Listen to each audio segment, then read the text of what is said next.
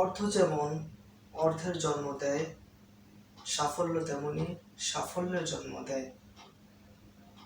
বুদ্ধিমানের কাজ হলো কাজ শুরু করা। কাজে আছে আনন্দ, কাজে আছে শক্তি। কাজই হলো সাফল্যের মূল চাবিকাঠি। যদি তোমার জীবনে কঠিন সময় আসে, তাহলে তুমি হতাশ হয়ে পড়ো না। তোমাকে অনেকটা দূর এগিয়ে যেতে হবে। সামান্য হোঁচট খেয়ে পড়ে গেলে তোমাকে চলবে না, তোমাকে উঠে দাঁড়াতে হবে। কষ্টের মধ্যে আছে স্বস্তি, কষ্টের মধ্যে আছে সাফল্য।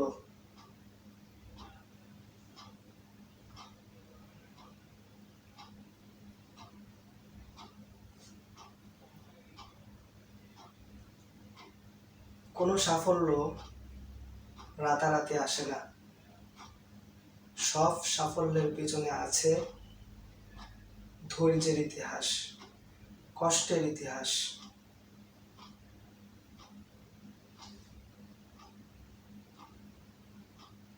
সাফল্য হচ্ছে এমন একটা বিজ্ঞান যার উপর কোনো উপাদান মিশালে সেটা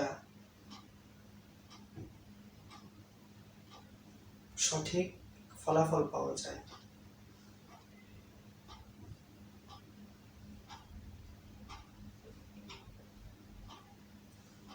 যারা সফল হয়েছেন তারা অনেক কষ্ট করেছেন।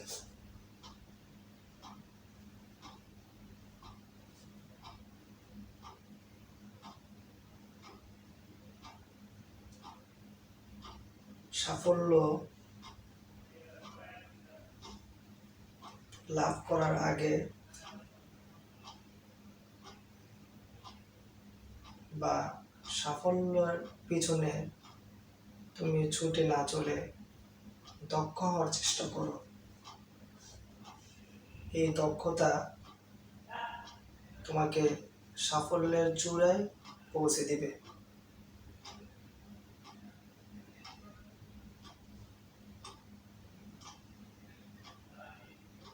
দক্ষতা ছাড়া এখন কোনো কাজে চাকরি পাওয়া যায় না, এটা তুমি ভালো করে জানো।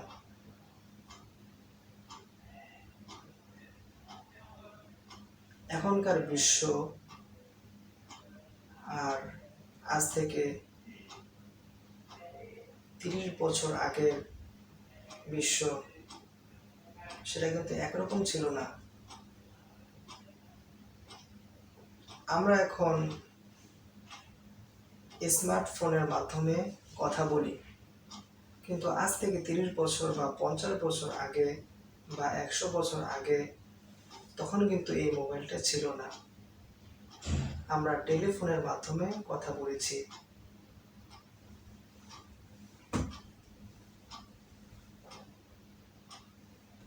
সময়ের কারণে, পরিস্থিতির কারণে অনেক কিছু পরিবর্তন হয়, সেটা তোমাকে বুঝতে হবে।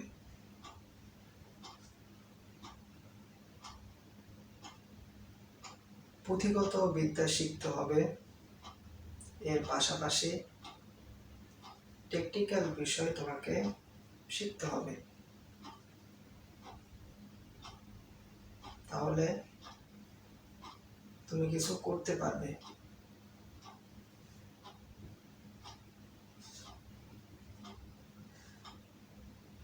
সবাই ভালো থাকো এবং আমার জন্য দোয়া করো।